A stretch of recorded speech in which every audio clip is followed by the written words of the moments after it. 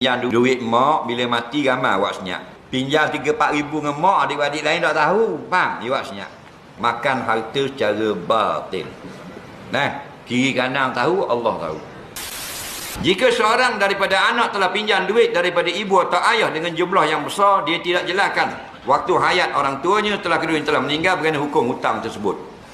Pinjam duit dengan mak, dengan ayah, tak bayar sampai mati, dan tidak ada pun si mati atau tuan hutang menghalalkannya, maka wajib dibayar. Jadilah ia faraid, dan yang hutang pun dapat juga bahagian dia.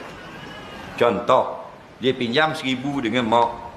Bila mak mati, maka jadilah 1,000 itu termasuk dalam harta peninggalan si mati.